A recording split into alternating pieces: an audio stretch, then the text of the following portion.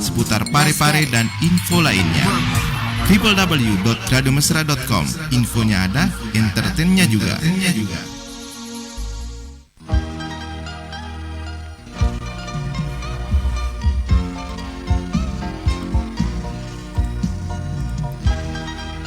Baik di 102,8 FM. Assalamualaikum warahmatullahi wabarakatuh dan selamat pagi untuk pagi hari ini. Seperti yang telah kita informasikan beberapa hari ini, bahwa untuk hari ini kita akan berdialog bersama dengan Bapak Kasat Lantas Polres Parepare terkait dengan pelaksanaan operasi Zebra Pallawa 2025.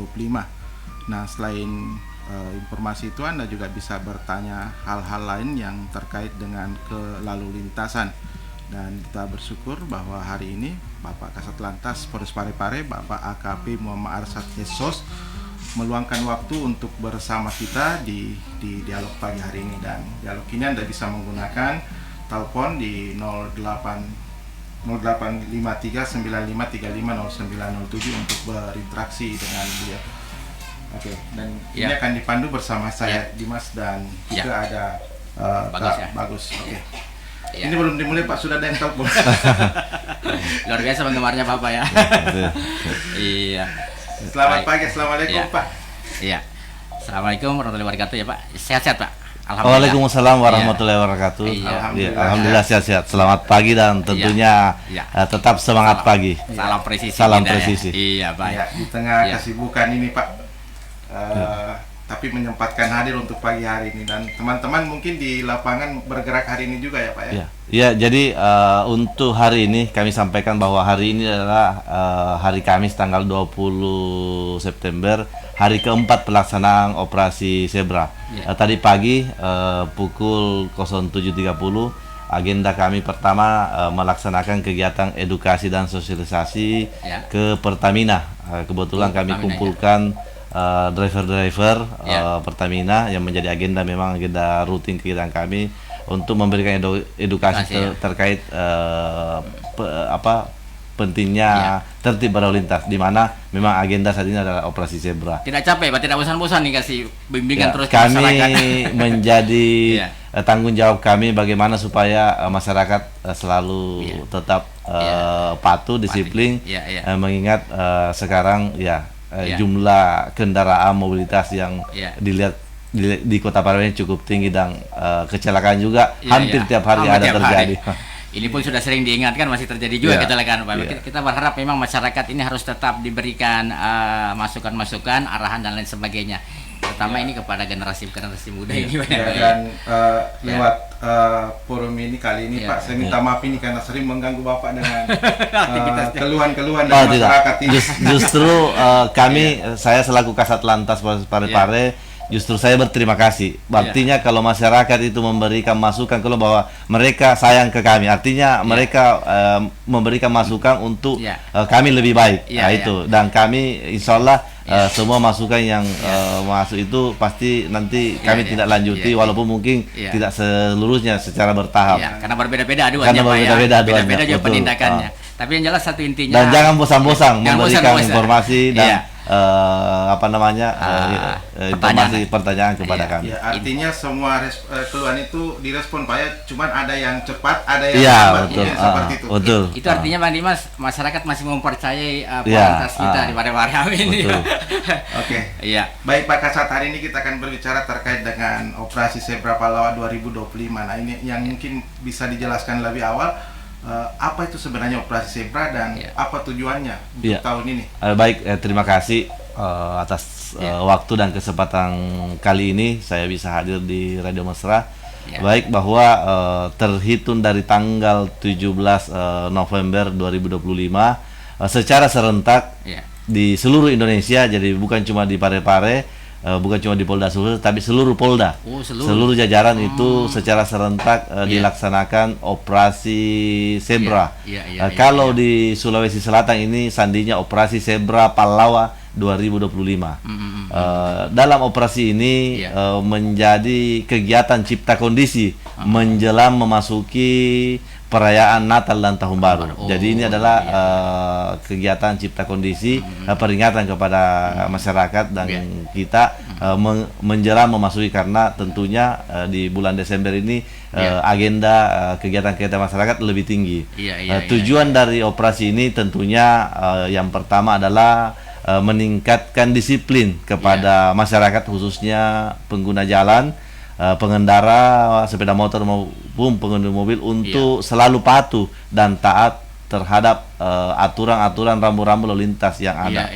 Yang kedua adalah menekan jumlah angka kecelakaan lalu lintas, khususnya korban fatalitas. Kita tahu sendiri bahwa kecelakaan lalu lintas ini hampir setiap hari, setiap saat terjadi. Setiap jam bahkan. Data laka lantas yang mungkin ini menjadi informasi kepada masyarakat yang sering saya sampaikan pada saat saya sosialisasi di sekolah-sekolah, bahwa di tahun 2024 jumlah korban kecelakaan lalu lintas yang meninggal dunia di Indonesia itu sebesar 27.000 korban jiwa. Ini 27.000, Pak. Ini yang meninggal ini, meninggal dunia. Ini yang meninggal dunia. Saya hanya menyebut saya tidak menyebut mungkin berapa ribu laka lantas, ini yang meninggal dunia. Korban fatalitas 27.000. Jadi kalau kita kalkulasikan 27.000 itu dalam satu jam saya berada di sini 2 atau 3 yang meninggal dunia di jalan.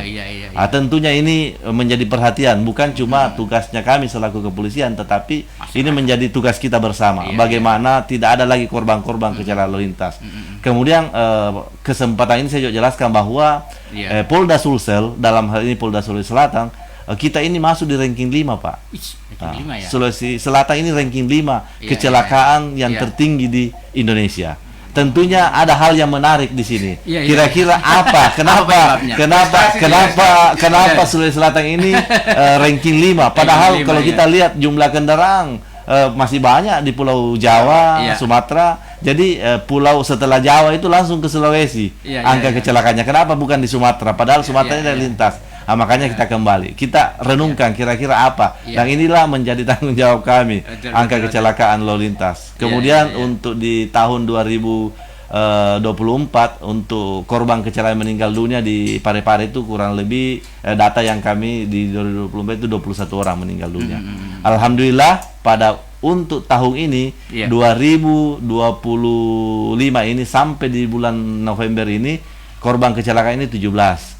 Saya berharap bahwa tidak ada tambahannya, karena minimal bisa berkurang lah dari tahun kemarin, karena tahun kemarin itu 21, sekarang masih ada 2 bulan, artinya 1 bulan berjalan, sekarang tanggal 20, berarti masih ada 1 bulan dengan jumlah 7. Mudah-mudahan tidak ada lagi, karena tahun lalu itu 21 yang meninggal dunia. Yang miris ini ketika yang terjadi kecelakaan laka lantasnya adalah generasi penerus kita, anak-anak muda. Korban kecelakaan ini rata-rata usia yang produktif. Baik, mungkin pada kesempatan ini juga sampaikan bahwa dalam operasi Zebra kali ini ada 7 poin sasaran dalam operasi Zebra. Yang pertama adalah sasaran utama. Ini sasaran ini. Sasaran dalam operasi Zebra sesuai dengan penekanan dari Bapak Kapolda, yaitu yang pertama, pengemudi atau pengendara ranmor yang menggunakan ponsel saat berkendara dan pengendara yang tidak menggunakan sabuk pengaman. Kemudian yang kedua, pengemudi atau pengendara ranmor yang masih di bawah umur. Ini yang khususnya sekolah yang SMP. Yang ketiga, pengendara sepeda motor yang berboncengan lebih dari 1 orang. Kemudian 4, pengendara yang tidak menggunakan helm standar SNI. Kemudian knalpot brong yang tidak sesuai spek atau knalpot brong. Kemudian yang kelima, pengemudi atau pengendara ranmor dalam pengaruh atau mengkonsumsi minuman beralkohol. Kemudian keenam, pengemudi atau pengendara ranmor yang melawan arus. Ini kontraflow. Kemudian kendaraan yang overdimensi. Yang ketujuh, kendaraan yang overdimensi atau overloading. TNKB yang tidak sesuai dengan spektek. Tadi pagi kami sudah tindak, kami menemukan kendaraan sepeda motor yang menggunakan plat 2 angka. Jadi kami mohon maaf karena memang dalam operasi kami lakukan tindakan berupa tilang. Kemudian yang ke-8, pengemudi atau pengendara ranmor yang melebihi batas kecepatan balap liar.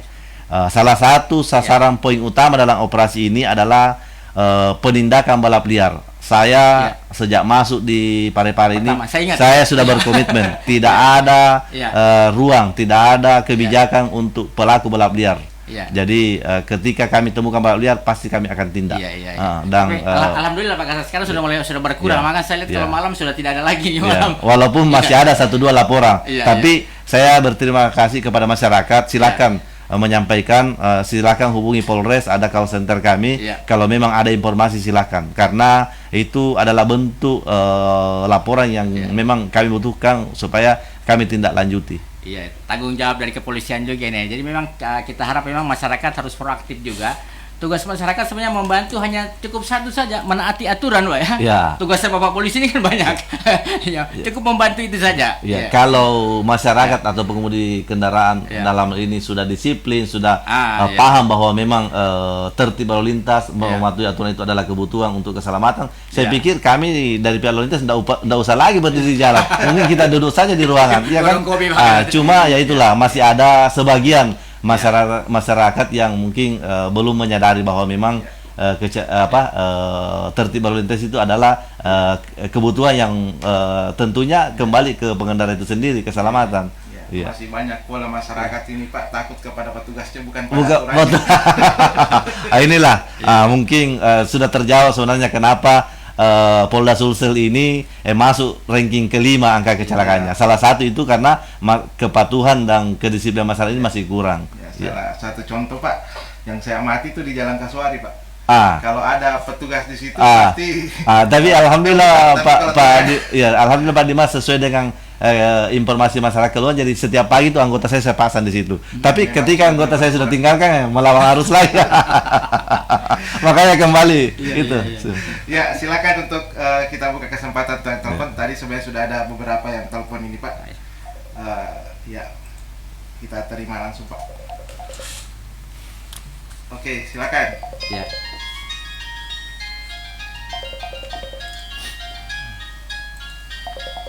Silakan Pak. Telepon dulu ya. Waalaikumsalam warahmatullahi wabarakatuh. Boleh silakan. Iya, untuk Waalaikumsalam warahmatullahi wabarakatuh, Pak. Oke, Pak. Saya ini warga Bapak Demak yang selama ini berkendara.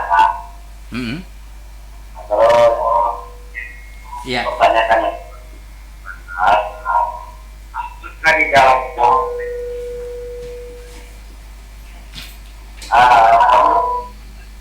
polisi tidur atau di masjid atau pakai yang pertama polisi tidur Pak ya. Polisi tidur ya polisi yang aturan polisi tidur. Oke, terus yang kedua di dalam banyak orang ganti jalannya dengan semua Pak, jadi memakan masyarakat. Bagaimana cara menegur mereka atau Oke. Saya agak kurang jelas pertanyaan polisi tidur dan knalpot yang ini, knalpot yang racing ini Pak. Banyak yang menggunakan seperti itu. Apakah itu melanggar dan bisa ditindak yang seperti itu Pak terkait dengan penggunaan knalpot itu? Mungkin yang pertama masalah polisi tidur Bagaimana aturannya itu Pak, pemasangan di sekitar rumah itu bagaimana, ada aturan atau seperti apa? Baik, jadi begini, mungkin yang pertama terkait masalah polisi tidur. Pemasangan polisi tidur ini pasti kita melihat kerawanan dari tempat tersebut. Ini yang biasanya mungkin keluhan masyarakat bahwa sering terjadi kecelakaan lalu lintas di mungkin jalan masuk perumahan atau lorong-lorong. Makanya itu pun memang untuk pemasangan polisi tidur ini harus ada kesepakatan dari warga, kemudian pemerintah setempat tentunya, karena ini berbicara masalah keselamatan. Karena itulah perlu memang harus kita dulu bersama, khususnya masyarakat. Kemudian aturannya bahwa untuk polisi tidur ini tidak boleh dipasang khususnya jalan nasional. Jalan nasional, kemudian jalan kabupaten, yang memang dilalui oleh kendaraan-kendaraan umum. Itu. Tapi kalau lorong-lorong perumahan, kemudian di kompleks memang yang sifatnya di sini bukan jalan utama, jalan poros, ya silakan. Tetapi perlu ada persetujuan. Karena ini kan biasanya ada komplain dari beberapa warga yang mungkin yang tidak setuju ini. Jadi, tapi itu juga kita lihat tingkat kerawanan. Kalau memang di situ mungkin ada sekolah atau mungkin kegiatan warga, ini yang perlu, karena ya itulah terkadang masyarakat kembali mungkin karena Pak dipasang ini karena ya mungkin anak kendaraan yang sering mungkin lewat dengan kecepatan yang cukup tinggi, sehingga ini kan berbahaya untuk. Ada aturan enggak Pak terkait dengan kecepatan dalam kota itu? Iya, kalau dalam itu diatur dalam Undang-Undang Nomor 22 Tahun 2009 terkait kalau di dalam kota itu batas kecepatan itu di 40 sampai 50 km. Kalau Pak Kasat menyampaikan adalah kesepakatan warga, kemudian diajukan ke polisi atau seperti apa? Minimal kalau untuk pengajuan biasanya ada rekomendasi penyampaian ke kami, dan itu kami nanti koordinasi dengan Dinas Perhubungan, kemudian kami duduk bersama menyampaikan apakah memang masyarakat setuju, karena ini biasanya ada komplain, mungkin ada yang pasang, ada yang komplain, tetapi ya banyak juga masyarakat ya mungkin langsung memasang, ini yang biasa terjadi yang komplain ini. Kalau untuk speknya itu Pak, tinggi kemudian lebarnya atau kalau jarak antara polisi tidur, kan biasa ada yang pasang sampai 5 itu bergelombang. Betul, jadi sebenarnya begini, pemasangan ini harusnya memang dilihat, karena jangan sampai dipasang justru lebih membahayakan lagi pengendara. Polisi tidur ini sebagai tanda sebenarnya, tanda bahwa memang kita harus hati-hati, harus mengurangi kecepatan, karena ada juga polisi tidur ini terlalu tinggi, akhirnya ini soalnya ada tandanya, mungkin nanti pada kesempatan lain nanti saya bisa mungkin menjelaskan. Ya, kemudian yang pertanyaan kedua tadi kenapa? Terima kasih. Jadi ini juga menjadi komitmen kami terkait knalpot, karena ini setiap kegiatan Jumat curhat yang teman-teman dari Polsek ini, masyarakat masih banyak keluhan, dan saya sudah berkomitmen, ini juga perintah bahwa knalpot brong ini pasti kita lakukan tindakan. Jadi insya Allah nanti di bulan Desember, karena sudah ada mungkin sekitar ada 100-an lah knalpot brong yang kami sita. Insya Allah nanti di Desember itu kita akan lakukan pemusnahan, dan kami nanti lakukan kegiatan press release untuk jadi di operasi Zebra ini menjadi sasaran utama knalpot brong, karena ya kasihan masyarakat yang biasanya terganggu apalagi pada saat beribadah, sholat maghrib, sholat kendaraan. Jadi tentunya saya juga kembali kepada masyarakat, mari jangan harus ditindak, baru minimal kita harus sadar bahwa memang knalpot ini tidak bisa digunakan. Terkadang ini begini, ini juga perlu saya jelaskan bahwa knalpot brong itu sebenarnya bukan dilarang, tidak dilarang. Knalpot brong itu bisa digunakan, tetapi ada tempatnya. Kemarin sudah ini diperjelas. Ini saya perjelas. Tempatnya itu kemarin sudah dilaksanakan di terminal. Itulah tempatnya, jangan di jalan umum, kasihan masyarakat. Spek untuk knalpot brong itu memang dipakai untuk kegiatan balap yang resmi. Itu. Tapi kalau digunakan untuk kendaraan mungkin untuk kita aktivitas sehari jangan, karena coba bayangkan, makanya saya biasa ke sekolah, dan ini mungkin menjadi humor. Bayangkan Pak, kalau di seluruh di Parepare semua kendaraannya pakai knalpot brong. Iya, coba kita bayangkan. Bukan stres, mungkin berapa orang yang di rumah sakit Makassau masuk berobat karena gendang telinganya pecah. Betul. Coba bayangkan kalau semuanya kita gunakan knalpot brong. Makanya itu ada aturan, ada pembatasan. Iya Pak, makanya saya biasa anak-anak itu ketawa.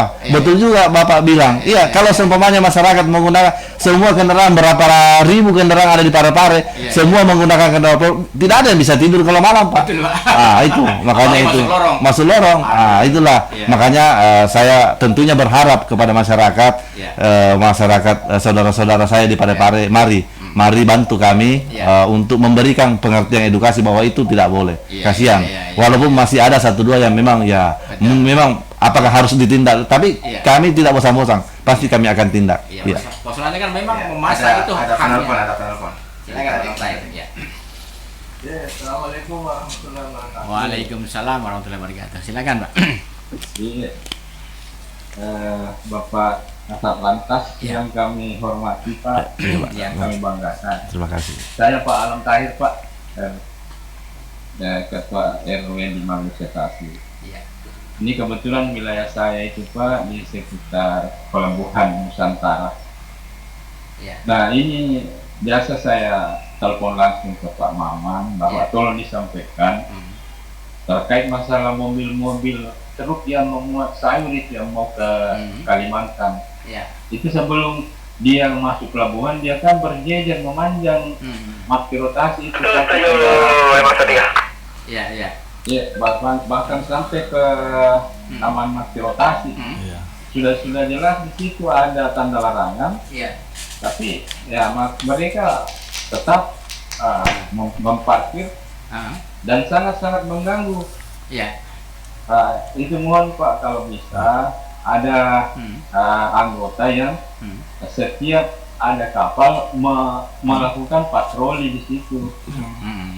Yang terganggu itu Kemudian- apanya? Yang terganggu apanya Pak? Yang terganggu. Lalu lintas masyarakat. Ah, Iya, mengganggu arus lalu lintas Iya. dan ada kan di situ kantor mall pelayanan, Mall pelayanan. kita ada tanda larangan, tapi Iya. masih sering parkir di situ. oh iya, iya. Bahkan ada juga yang menurunkan dan menyatukan itu sayur dalam satu mobil truk yang besar.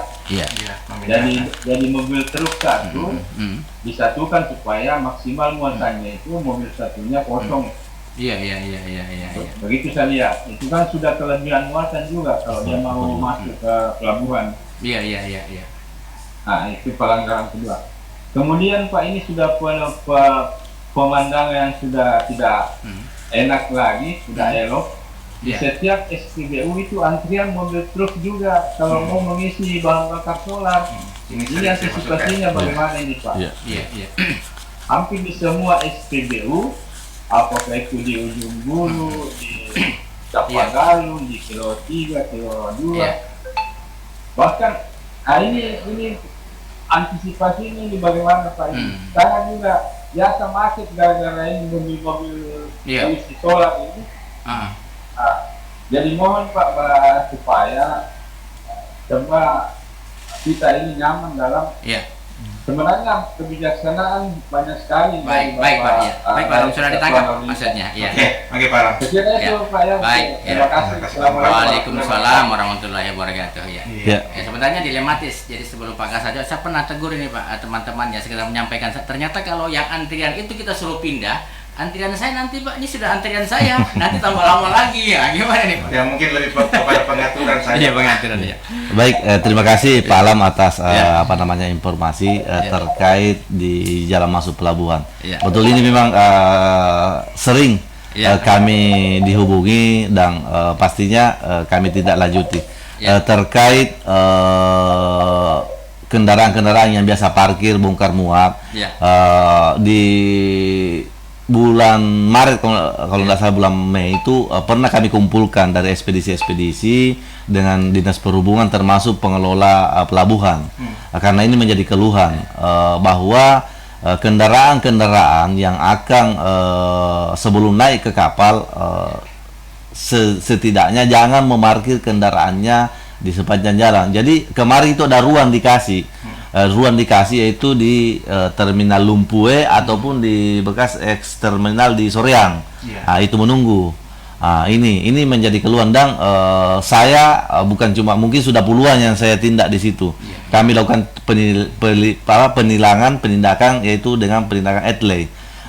Ini juga menjadi pekerjaan kami, insya Allah, karena memang ini kita bisa melihat sendiri dengan peningkatan volume kendaraan yang aktivitas di pelabuhan ini cukup tinggi. Mungkin memang perlu pemerintah memikirkan terkait posisi pelabuhan, minimal ada ruang yang cukup untuk menampung kendaraan, karena keterbatasan ruang di dalam, terkadang kendaraan ini menumpuk di luar dan memang itu ada larangan parkir. Dan kami, kalau anggota kami itu memang saya sampaikan bahwa itu wajib untuk melaksanakan patroli, karena ini di jam-jam tertentu, di jam-jam pada saat ada kapal, tidak setiap hari, pada saat ada kapal.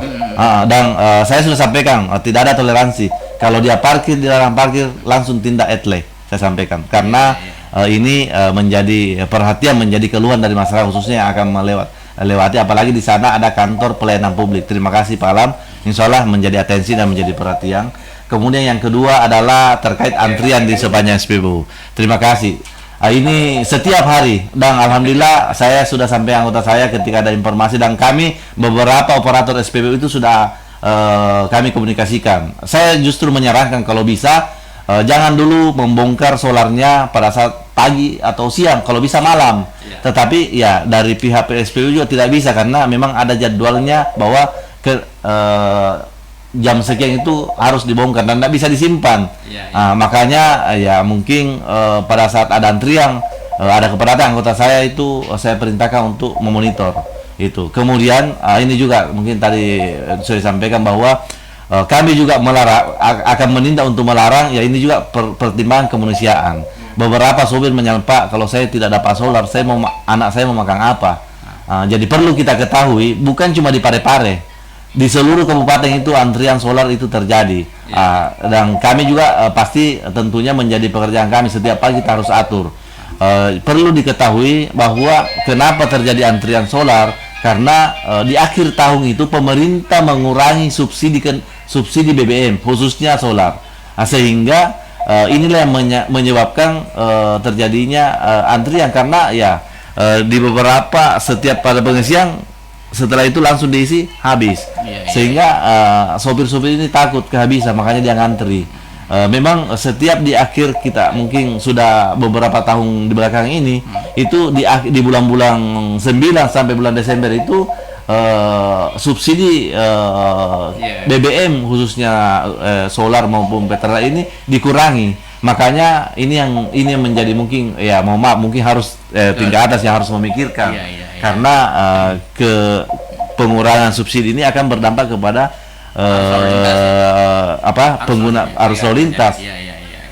Dan pada kesempatan saya juga sampaikan bahwa kita harus tahu bahwa dalam 1 bulan itu, Pak, kendaraan baru yang termasuk di Sulawesi Selatan, kendaraan baru itu dalam 1 bulan itu ada 10.000, Pak. Bertambah itu? Setiap bulan 10.000, setiap 10.000. 5.000 itu khusus Makassar Raya, Maros, Goa, Makassar, Takalar, itu 5.000 itu yang tersebar. Bayangkan, Pak, 1 bulan kendaraan harus bertambah 10.000. Kalau selama 1 tahun kita bisa hitung. Di sisi lain subsidi dikurangi. Jadi ini mungkin dipikirkan. Dan coba bisa diperhatikan, ketika Januari itu tidak ada antrian karena memang subsidi banyak. Ini mungkin pikirkan. Ya insya Allah, Pak, terima kasih. Apabila mungkin ada kepadatan terkait antrian, silakan menelpon ke Polres, nanti anggota kami, karena ya mohon maaf, kami juga keterbatasan personil, tidak bisa memasang anggota di setiap SPBU. Tetapi ketika ada kepadatan tidak berjalan pasti, karena anggota saya di samping pengaturan di jalan, dia juga ada pelayanan, ada di SIM, ada di BBKB, ada di Samsat, ada di unit laka, jadi itu. Tapi ada anggota kami yang standby memang khusus untuk pengaturan, tapi memang keterbatasan. Jadi saya terima kasih teman-teman yang biasa, Pak, di Kilo 2 ini ada kepadatan, kami arahkan untuk anggota, karena biasa masyarakat begitu. Biasa ya karena mungkin takut ketinggalan antrian, ya dia pasang di tengah. Tapi kami selalu mengarahkan, mengedukasi, mohon diperhatikan juga kendaraan lain yang akan lewat. Kasihan gara-gara kita ngantri solar, harus orang terjadi kepadatan. Ini dari telepon dari ini, Pak. Telepon WA semuanya. Saya ke WA dulu ke telepon. Silakan. Assalamualaikum warahmatullahi wabarakatuh. Waalaikumsalam warahmatullahi wabarakatuh. Silakan. Saya ke persoalan ini, Pak, pengendara ini, khususnya kepada adik-adik anak-anak. Saya barangkali begini, Pak, mungkin pada untuk lantas ini pada awal-awal tahun ajaran baru, mungkin dia masuk ke sekolah, mungkin membuat kesepakatan dengan sekolah, bahkan dengan orang tua siswa, bahwa khususnya apalagi yang SMP, Pak, ya, yang pengendara sepeda motor itu sudah pasti tidak bisa dapatkan SIM. Ini barangkali mungkin saya melihatnya seperti ini. Kasihan juga memang sih sebenarnya pihak kepolisian karena dari sisi kemanusiaan. Tapi persoalannya kalau tidak ada penindakan, Pak, akan begini terus. Jadi itu yang pertama, Pak, tentang penindakan kepada pelanggar lalu lintas ini. Yang kedua ini persoalan pengambilan SIM, Pak. kalau menurut saya Pak, untuk pengambilan SIM, untuk tes drive-nya, tes mengendara, saya kira itu nggak terlalu penting menurut saya Pak ya. Menurut saya tidak terlalu penting, karena kenapa, orang yang mau mengambil SIM rata-rata pasti sudah mampu mengendarai kendaraan, entah itu roda 4 atau roda 2. Yang paling penting menurut saya sebenarnya adalah pengenalan dan pengetahuan calon penerima SIM ini tentang rambu-rambu jalan. Ini yang sangat-sangat kurang. Ini sangat-sangat kurang menurut saya Pak, yang saya lihat sangat-sangat kurang tentang pengetahuan tentang rambu-rambu lalu lintas. Kan ini mungkin di pihak lantas ini memperfasilitasi ke masuk ke masyarakat. Walaupun itu mungkin intensif karena saya yang sekarang terjadi khususnya di Sulawesi Selatan bahkan menjadi sorotan nasional, pengendara khususnya ibu perempuan kalau berkendaraan ini menggunakan bisa kiri belok kanan. Ini kalau menurut kita sangat berbahaya untuk diri sendiri dan orang lain. Ini sementara tentang di Amsa. Oke Pak Ahmad. Ya, jangan terlalu banyak, nanti terlewatkan ini pertanyaannya. Sisa satu ini. Ya, untuk misalnya kan kita gantian kenapa kalau pergantian seperti itu tanda nomor itu tidak diganti di BPKB-nya? Padahal BPKB itu sebagai tanda bukti Pak. Kalau misalnya kayak seperti yang saya punya nomor yang lalu beda dengan nomor sekarang. Ini kali saya tidak tahu pertanyaannya, kenapa bisa seperti itu? Karena kemudian diganti nomor polisi yang saya kira itu sementara Pak. Oke, Pak Kasat mudah-mudahan ingat ini pertanyaan. Ada 3 pertanyaan ya. Ada 4 kayaknya Pak. Ada 4 ya. Terakhir soal nomor plat polisi. Yang pertama soal anak sekolah tadi. Oh betul. Baik, terima kasih Pak Ahmad ya. Pak Ahmad, terima kasih Pak Ahmad atas pertanyaan dan saran kepada kami. Baik, terkait masalah anak sekolah. Jadi terkait anak sekolah yang masih kita temukan khususnya masih SMP. Sangat dilematis jadi begini, terkait ini masih ditemukannya anak-anak sekolah yang khususnya SMP. Ini semua hampir semua sekolah SMP ini di Parepare saya sudah datangi. Dan kami sudah tanya dan alhamdulillah semua yang masuk sekolah di SMP di Kota Parepare ini yang kami datangi bahwa semua memang sudah ada surat pernyataan dari orang tua. Tidak ada toleransi untuk anak-anak SMP untuk bawa kendaraan. Ini sudah ada pernyataan. Jadi ini sudah dituangkan dalam pernyataan ketika kita masuk ke sekolah itu. Jadi dari pihak sekolah sudah ada pernyataan. Cuma itu kembali kepada orang tua. Kemudian insya Allah ini sebenarnya sudah lama saya canangkan ada draft semacam surat edaran yang saya sudah susun. Ini nanti saya akan hadapkan ke Bapak Wali Kota, mudah-mudahan Pak Wali Kota akan mendukung untuk memperkuat lagi surat pernyataan yang ada di sekolah. Jadi nanti ada draft yang kami nanti akan ajukan ke Pak Wali Kota semacam surat keputusan, surat edaran, dan nanti akan diserahkan ke dinas setelah Pak Wali Kota tanda tangani, kemudian diserahkan ke dinas, nanti dinas akan sebar ke beberapa sekolah.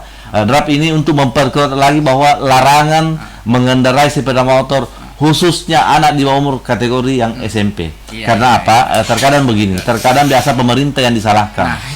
Itu makanya dengan adanya surat edaran khususnya yang ditandatangani oleh Pak Wali Kota, ini draftnya sudah ada Pak. Insya Allah mungkin dalam waktu dekat saya akan menghadap sama beliau untuk draft ini ditandatangani dan nanti akan kita serahkan ke dinas untuk disebarkan kepada sekolah supaya pernyataan ini lebih tegas lagi untuk tidak memberikan kebebasan kepada karena mohon maaf ini masih ada orang kami sering amankan dengan alasan bahwa tidak ada yang mengantar anaknya ke sekolah.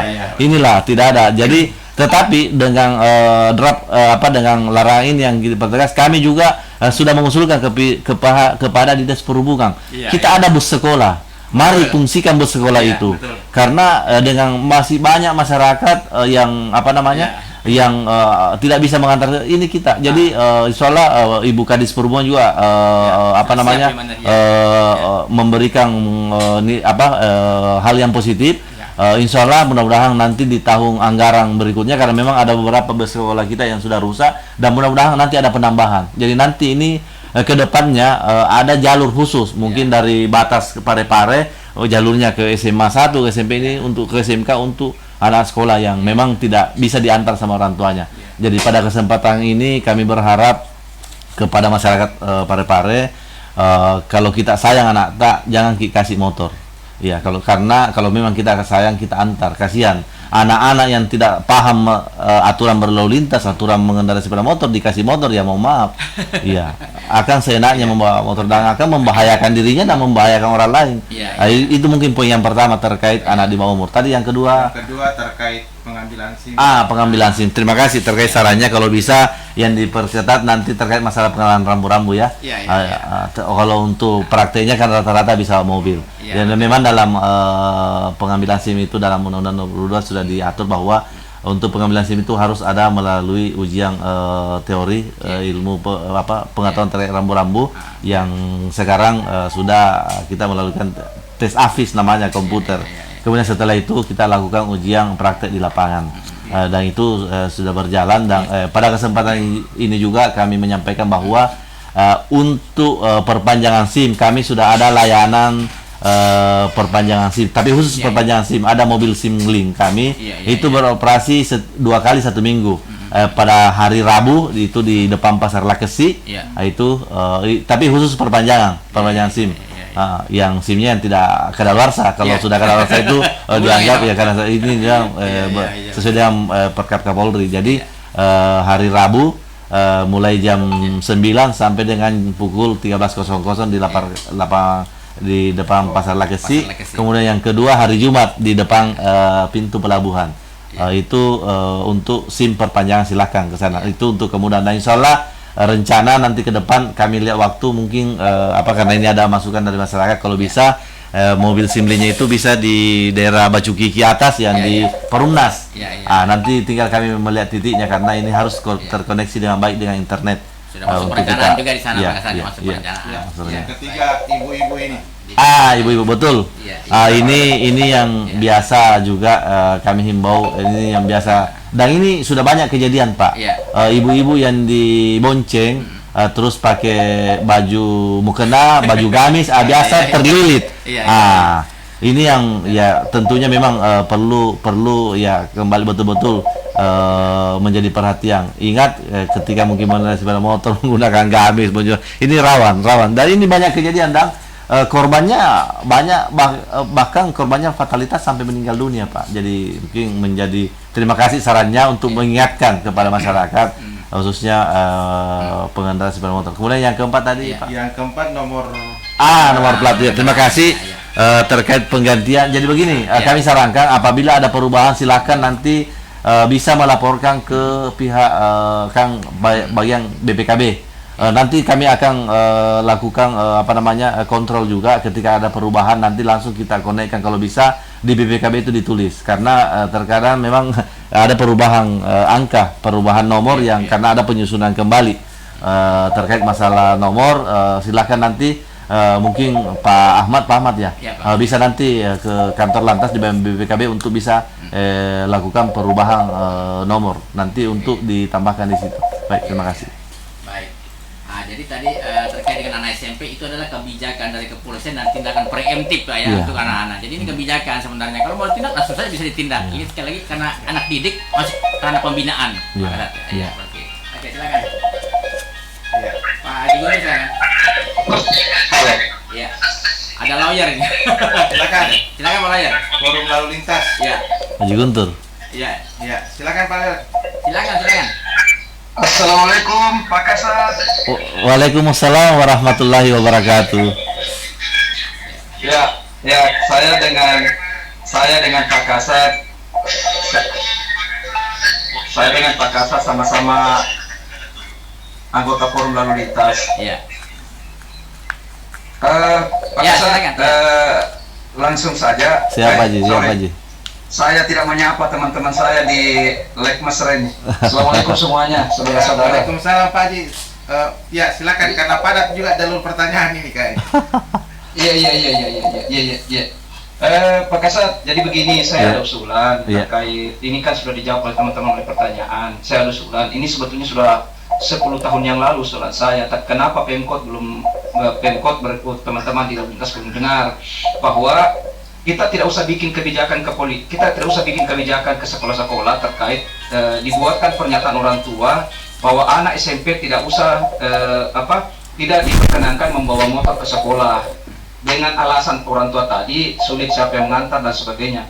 Saya pernah usulkan bagaimana kalau anak tersebut itu kita wajibkan naik sepeda ke sekolah. Jadi kita bisa lihat di negara-negara maju, semua anak-anak sekolah itu yang di bawah umur itu semua naik sepeda ke sekolah. Bahkan teman-teman orang kantoran dewasa ikut-ikut juga naik sepeda. Di samping sehat, polusi juga bahkan dikurangi, terus resiko kecelakaan juga bisa berkurang. Anak-anak juga bisa menjadi sehat Pak Kasat. Gitu. Jadi mohon ini lebih dikaryakan lagi, tidak usah pakai lagi itu model-model model-model ini. Kita tidak usah lagi pakai model-model perjanjian seperti itu bahwa anak dilarang. Pasti kalau misalnya dipakaikan begitu banyak orang-orang tua yang melanggar, misalnya menghentikan anaknya di lorong. Apalagi nanya bapak Iya. Dia kan begitu. Iya. Karena kita tahu sifat manusia itu semua mau serba cepat. Melanggar itu urusan belakang. Saya tahu betul itu sifat manusia. Apalagi kota Parepare ini. Kota sempit tapi mengandalkan seseorang. Jadi saya minta itu diubah Pak. Jadi diusulkan ke wali kota wajib sepeda semua. Nah itu ya Pak ya. Saya kira cuma itu banyak yang saya mau sampaikan. Tapi ya sudah. Saya kira begitu Pak Kasat, nanti kita ketemu di Forum Lalu Lintas lagi. Waalaikumsalam warahmatullahi wabarakatuh. Luar biasa Pak Haji. Terima kasih atas saran ini, mungkin menjadi inovasi yang bagus. Insya Allah mungkin nanti ada waktu kami duduk bersama dengan Pak Haji terkait usulan ini. Ini usulan yang menarik. Saya teringat dulu waktu saya masih sekolah, saya SD SMP naik sepeda. Kenapa tidak difungsikan betul? Di samping sehat, ini juga mengurangi resiko kecelakaan. Yang kedua juga ini mengurangi biaya. Kan tidak ada pembeli bensin, tidak ada. Mungkin polusi. Di samping memang terkait karena mungkin masih ada yang agak jauh terkait masalah bersekolah juga ini yang penting.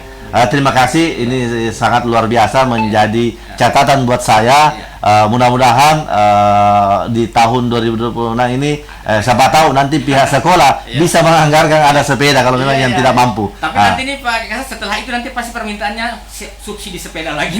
Betul, tidak apa-apa. Saya pikir demi keselamatan Pak, demi keselamatan dengan polusi juga, saya pikir hal yang sangat bagus. Iya, mari. Iya, mungkin Pak Haji tadi menyampaikan di luar negeri kok bisa. Di Jepang itu ya saya lihat bahkan orang kerja naik sepeda. Betul. Iya, supaya ya minimal Parepare tidak macet nih kalau pagi-pagi juga. Iya. Ya, terima kasih Pak Haji. Saya mengucapkan terima kasih atas saran dan menjadi inovasi. Insya Allah menjadi catatan buat kita semua di Forum Lalu Lintas ya. Terusnya lagi nih kebijakan pusat nantinya. Ya, silakan. Halo. Ya. Waalaikumsalam ya. Assalamualaikum Pak Kasat. Waalaikumsalam warahmatullahi wabarakatuh Pak. Ini mau masukan di Lalu Lintas. Silakan. Itu di jalan pendakian itu jalan apa itu naik jalan bawah itu naik ke ke Mbak Tujuh. Kan kadang-kadang naik. Kenapa banyak sekali orang melewati dari bawah naik, tapi sampai kita yang mau melintas belum itu selalu kena kendala. Nah, saya pribadi sudah hampir dua kali Pak, hampir ditabrak oleh pengendara dari bawah. Saya mengajukan apa saja, saya tidak dari ini. Jadi tolong saya minta mohon kepada Pak Kasat supaya penjagaan bawah itu kalau bisa Pak, kalau bisa dibikinkan pos jaga di bawah itu, pos jaga lalu lintas Pak. Karena Pak lawan orang pahlawan dari bawah lalu mau naik ke atas. Ya, Itu yang kalau lain, kita yang lain Bu. yang- Masih ada pertanyaan lain? Pertanyaan lain tak? Pertanyaan kedua, berapa biaya untuk bikin SIM baru? Ya. Karena ada sebenarnya anak mau bikin SIM baru Pak. Berapa biayanya? Saya ketahui yang sebenarnya. Makasih. Assalamualaikum warahmatullahi wabarakatuh. Waalaikumsalam. Sebenarnya tadi sudah dijawab ini, Ya. tapi tidak apa-apa Ya. sebagai penyegaran. Baik. Usulan Pak Kasat. Betul, betul. Baik, terima kasih Ibu Handayani. Ibu Handayani terkait apa yang menjadi tadi pertanyaan dan usulannya ke kami. Terima kasih. Jadi terkait Jalan Kasuari ini memang sudah lama menjadi keluhan dari masyarakat, dan memang itu kita sudah tempatkan personil. Jadi setiap pagi itu ada anggota saya di sana untuk melakukan pengaturan lalu lintas, karena memang tingkat kerawanan ini cukup tinggi. Di mana di sini ada perempatan dan menjadi jalur utama ke Pinrang. Jadi setiap pagi anggota saya di situ kami tugaskan 2 orang untuk melakukan pengaturan pelancaran arus. Dan terkait ini masih banyaknya masyarakat yang sering melanggar. Inilah kami pada kesempatan ini saya mungkin menyampaikan kepada masyarakat kesadarannya, karena memang saya mau maaf dengan keterbatasan personil saya tadi katakan bahwa anggota yang pagi itu, setelah pagi itu masuk kantor di staf, ada yang pelayanan di SIM, ada di BBKB, ada di Samsat, ada unit laka, sehingga kami di sebelum jam 8 itu kita sudah bergeser ke kantor. Inilah biasanya kalau sudah tidak petugas, semua lewat di situ. Tentunya ya kembali lagi, kalau kita sadar bahwa itu memang tanda larang dan memang untuk keselamatan ya minimal janganlah, karena saya beberapa kali di sana dan yang kami tindak, yang kami tilang maupun yang kami tegur itu Pak terlalu jauh saya mutar Pak kalau saya lewat sana. Makanya saya biasa sampaikan Bu, kita lebih pilih mana, cepat sampai di rumah sakit atau lambat sampai di rumah tak? Ya, karena ini kan beresiko, karena memotong jalan dan memang rawan. Jadi pada kesempatan ini kami berharap mari kita sadar bahwa memang ini untuk keselamatan. Terkait masalah pos, insya Allah kalau memang ini kita lihat ya, karena memang kami keterbatasan personil Bu, tapi insya Allah nanti mungkin saya lebih aktif lagi, anggota kami patroli ke sana. Lebih mungkin jam-jam yang memang kepadatan, jam-jam mungkin pulang kantor siang, mungkin anggota saya arahkan untuk ke sana untuk melakukan patroli. Iya. Terus yang kedua masalah SIM, baik, terima kasih terkait masalah penerbitan SIM. Jadi untuk penerbitan SIM itu untuk SIM baru persyaratannya ya maupun SIM perpanjangan, untuk sebelumnya kita harus mengambil surat keterangan kesehatan yang ada di belakang Masjid Raya. Kemudian kesehatan ini biayanya 35, karena memang ini di luar dari dari instansi luar. Kemudian ada tes psiko. Tes psiko ini biayanya 100. Ini juga dari via lain. Jadi memang di luar dari, tapi itu memang salah satu persyaratan sesuai diamanatkan dalam undang-undang bahwa harus ada tes kesehatan, kemudian tes psiko 100.000, kesehatan 35. Kemudian untuk di kantor untuk biaya PNBP penerbitan SIM, kalau SIM baru itu 120, kemudian kalau SIM perpanjangan itu 100. Itu untuk biaya SIM. Tapi ada yang berat tadi. Saya Pak minta Pak kejelasan tadi kan ada yang disampaikan SIM kadaluarsa, apakah itu nanti akhirnya masuk SIM baru? Iya, jadi baik. Karena ini dalam dimaksud SIM kadaluarsa. jadi SIM ini kalau sudah lewat waktunya itu sudah masuk lagi sudah masuk untuk pengambilan SIM baru, jadi sudah kadaluarsa. Jadi kami berharap kepada masyarakat kalau bisa 1 bulan minimal 2 minggu lah, karena kalau sudah lewat 1 hari itu sudah masuk kategorinya masuk di SIM baru, karena memang di aplikasi dan itu memang diatur dalam peraturan Kapolri terkait masalah penerbitan SIM. Iya. Ada yang berat ini Pak Yangkop, tugas polisi tadi menyadarkan dan mendisiplinkan. Jangan kan Bapak polisi, kita saja orang tua kadang ribet. Jadi itu harus kita apresiasi Bapak polisi atasnya. Yang setiap hari nak pesan-pesan kasih disiplin lagi dengan senyuman lagi. Kita di rumah dengan emosi ya. Jadi saya selaku Kasat Lantas menyampaikan kepada anggota saya, silahkan kita tegur, edukasi kepada masyarakat, kecuali memang yang sifatnya pelanggaran yang ya mohon maaf, karena saya sering sendiri, saya setiap pagi berdiri Pak. Biasa saya mungkin saya lihat ini bonceng tidak pakai helm. Saya tanya, Pak, kenapa tidak pakai helm boncengannya? Mau ke rumah sakit, ini buru-buru. Ya, saya secara yang namanya kita manusia, saya tidak ada yang kami tindak. Ya. Kecuali memang kelihatan mungkin motornya sudah dibuka ini ya mau maaf, itu adalah kami, karena ini kan masih ditemukan ya motor-motor yang kena pobrong, itu baik kita tindak. Tapi kalau mungkin ya mungkin lupa karena buru-buru apa, insya Allah kami pasti masih edukasi, kami masih simpati, kami masih teguran. Tetapi jangan juga memang menjadi modus, takutnya menjadi modus ya. Saya Pak, ini mau ke rumah sakit padahal menjadi modus kan. Itu jadi karena mau maaf, ini untuk keselamatan. Kemudian ada hal yang mungkin menarik yang saya sampaikan pada pagi hari ini begini. Di minggu kemarin 2 hari itu di Parepare ada 2 kejadian yang korbannya meninggal dunia. Pertama di Jalan Ahmad Yani, itu yang ibu-ibu yang tertabrak trek kemudian meninggal di rumah sakit. Kemudian yang kedua di Jalan Jenderal Sudirman yang mungkin sudah viral juga, yang ditabrak bus yang meninggal dunia. Ada hal yang mungkin menjadi yang perlu kita renungkan bersama. Di kejadian yang meninggal ini, yang mobil bus ini, ya kita lihat sendiri, mungkin videonya beredar yang sampai meninggal di tempat karena kepalanya pecah, mungkin isi kepalanya habis. Dan itu ada videonya beredar. Setelah kami lakukan pemeriksaan kepada supir dan saksi-saksi, pada saat itu pengendara sepeda motor ini mengendarai sepeda motor, dia bawa helm, tapi helmnya itu tidak dipakai, helmnya itu dijepit di paha. Ini mungkin menjadi contoh yang tidak baik. Ini karena mohon maaf, ini sering saya temukan. Kenapa helmnya tidak dipakai? Bahkan biasa dijepit di paha, tidak disimpang. Ini adalah contoh. Bayangkan ada helm tapi tidak dipakai di kepala, tetapi dijepit. Akhirnya pada saat kejadian terlindas dengan kendaraan, ya langsung pecah itu kepala. Padahal mohon maaf ya, seandainya mungkin banyak kejadian, banyak pengalaman, seandainya mungkin pakai helm, bisa saja mungkin kena helm karena licin terpental keluar. Ini jadi Pak Kasat, itu kan helm pelindung otak. Kalau dia jepit di dengkul, berarti otaknya di dengkul. Makanya ini pengalaman.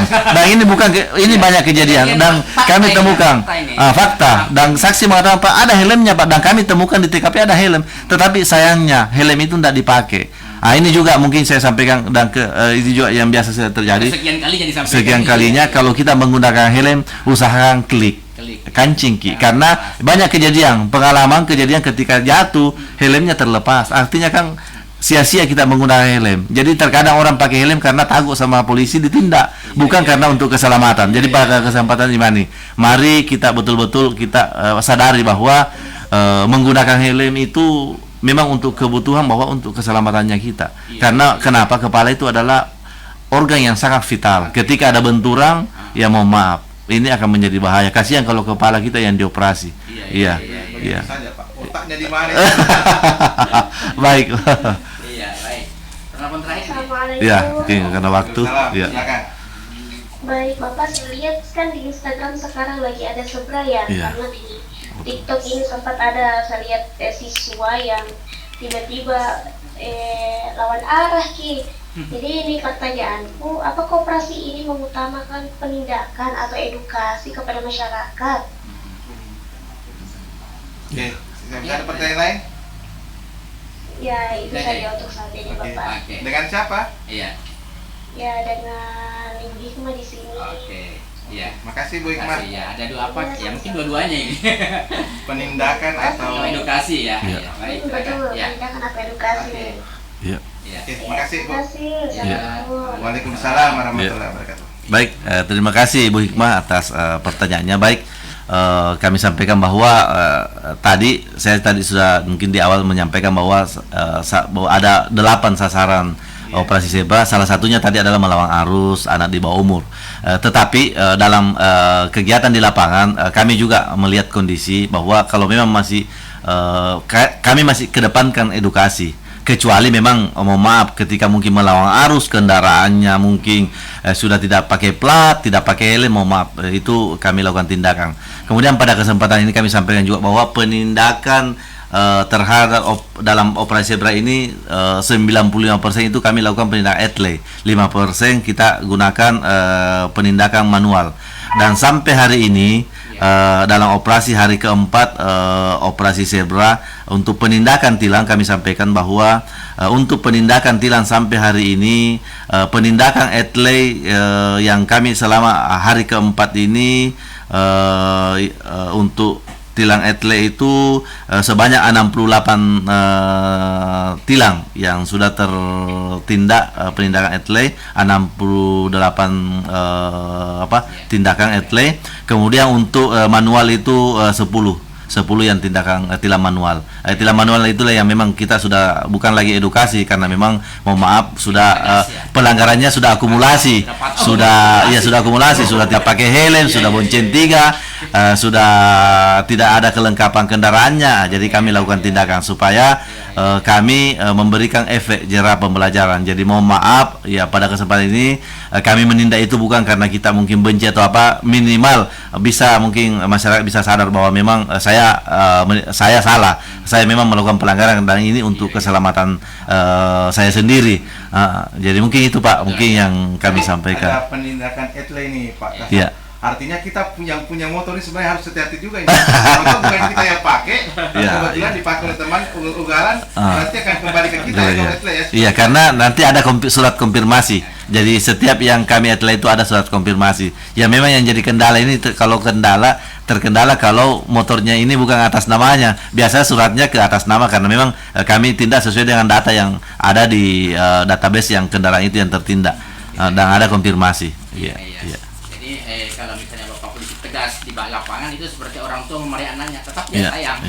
Bukan karena kebencian Iya, betul, karena mungkin tadi kami sampaikan bahwa Sulawesi Selatan ini masuk ranking 5 angka kecelakaan tertinggi. Mungkin sudah terjawab apa yang karena kenapa? Karena mohon maaf ya sebagian masyarakat ini tingkat kesadarannya, kepatuhannya disiplin berlalu lintas, mematuhi aturan ini yang masih perlu ditingkatkan lagi.